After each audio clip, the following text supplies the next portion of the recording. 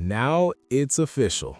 The Thor trailer really leaked, and for once, it's not some AI recreation. It's not a flimsy theory, and yeah, it's revealing. I'm not hitting play here because we all know how this works. The moment you do, Disney's lawyers spawn behind you like a stealth enemy in a video game. So we're not giving them a reason to nuke the channel. But here's the key point. Since Marvel and Disney already officially released that Steve Rogers-style teaser, we can safely assume this Thor teaser is going to get pushed online next week anyway. The leak is basically just the movie industry's early access, except you don't get a refund. So what are we doing today? We're going through the audio description because it's slightly different from what leaked before, and we're looking at the screenshots, the actual images from the teaser itself. And yes, Thor Week has arrived. The second teaser trailer for Avengers Doomsday leaked online as we know it, featuring Chris Hemsworth as Thor and his real-life daughter playing Love, who in the Marvel Universe is Gorr's daughter. And Thor is back with his Infinity War look, short hair, Stormbreaker, the whole "I'm done joking around" package. Before we continue, please subscribe. I'm a small channel and I need your support to keep bringing these amazing news for you. Thank you very much. According to the leak, the trailer shows Thor praying to his father for the love of his daughter, and they claim this prayer scene takes place right before or during the final battle. How would they know that? I don't know. No sources were provided, so take that timing with a grain of salt the size of Asgard. But the prayer itself is the real meat here. Here's what he says.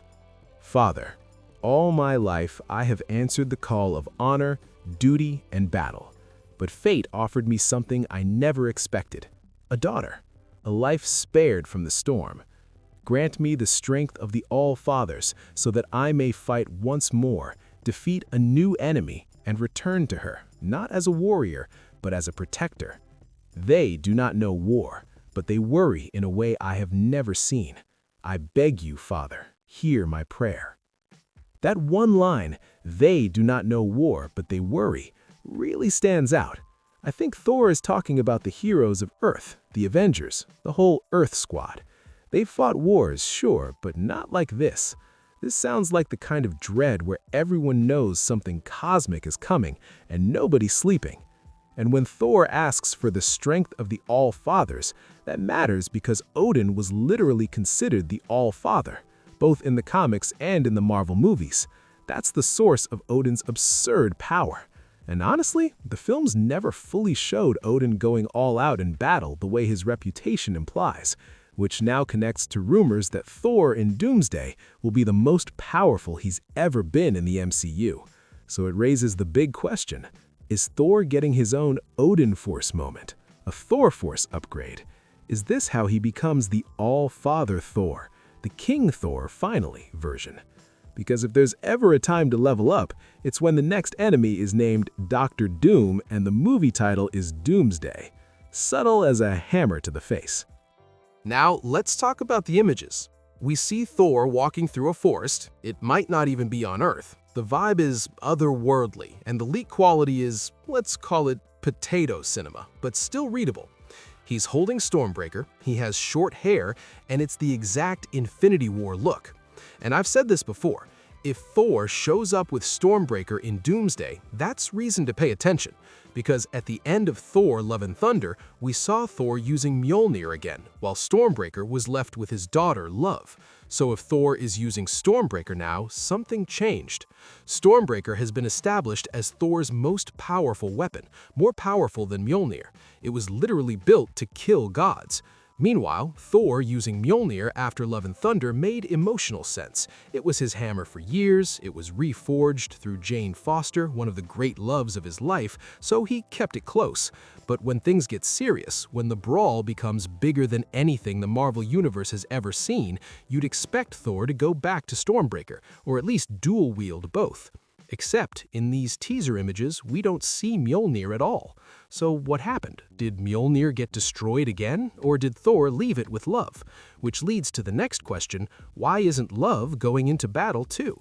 because it was also established that love is extremely powerful. She was basically created as the answer to a wish made by Gore, an ultra-powerful villain, and she was brought to life through eternity, an actual supernatural force or entity in Marvel. So she's not random kid with a sparkle, she's cosmic-level weirdness. From a father's perspective, it makes sense. Thor doesn't want to expose his daughter to a risk this massive, especially if this battle is bigger than anything that has happened in the MCU before.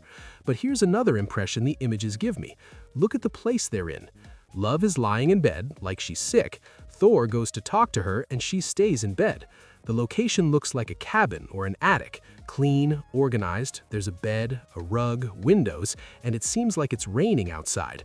The resolution is low, but it looks like rain. It's night. And the vibe is not warm, it's not cozy. It's not that bright, uplifting little home we saw at the end of Love and Thunder, where they were living together before going into battle side by side. This is dark, blue tones, shadows, a sad night. Cinema is symbolism, right? And what does this image suggest? Thor is leaving his daughter behind in a gloomy place at night in the rain with that "I have to go and I hate that I have to go" energy, which makes me wonder, are they in hiding? Is this a safe house? Did Thor run specifically to protect her while the whole multiversal crisis is unfolding? That feels like a strong possibility. And this also reinforces something I've been saying in other videos, especially analyzing that Steve Rogers teaser and now these Thor rumors. The theme of children, sons, daughters, family, it keeps popping up. Thor shows up with his daughter. That's a strong indicator to me that fatherhood is going to be a central theme of this story. Maybe not the entire Avengers Doomsday movie, but at least these teaser trailers being shown in theaters. And remember, Tony Stark also had a daughter during Endgame. Could that connect to the story now?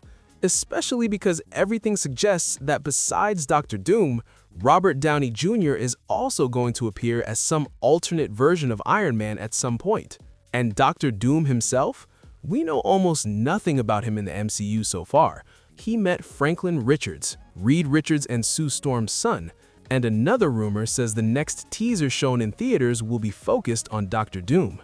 And here's the wild part. These rumors have been accurate so far. They said the first teaser would be Steve Rogers, the second would be Thor. That's 2 for 2. So now we have to ask, are they going to introduce a father and son dynamic between Dr. Doom and Franklin Richards? Is Doom going to kidnap Franklin because of his powers?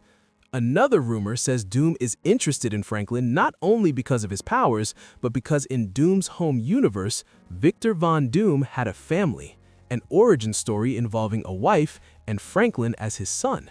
That is spicy and would immediately make Doom more than the Kang replacement. It gives him an emotional core, a warped motivation, and a personal obsession. I'm extremely curious to see if we'll learn more about Doom's origin and his relationship with Franklin in the next teaser. Honestly, that might be the teaser I'm most excited for, out of all the ones they're supposedly showing before Avatar: Fire and Ashes. But remember, the same rumors also claim that the 4th teaser, coming in the 4th week, is actually going to be a full Avengers trailer showing more of the story. And honestly, ever since that Chairs livestream, Marvel has been proving they understand viral marketing. They don't need to show up at massive events or even host massive events. They just drop marketing pieces in a way that keeps everyone talking for weeks. Multiple different teasers released weekly before a huge premiere? That's already innovative for cinema history. And from my perspective, it's proof Marvel still has plenty left in the tank, whether people want to admit it or not. One more detail. At the end of the Thor teaser, the text says, "Thor returns in Avengers Doomsday." No Loki, no Dr. Doom, just Thor and his daughter. Which tells me 2 things. They're hiding the bigger plot on purpose, and all of this is absolutely going to connect. So comment Thor's daughter down below so I know you watched until the end. And if you enjoyed the video, subscribe to support the channel. It means a lot. Thank you. Other videos are popping up on screen right now. Thank you for the phenomenal company, and I'll see you in the next one.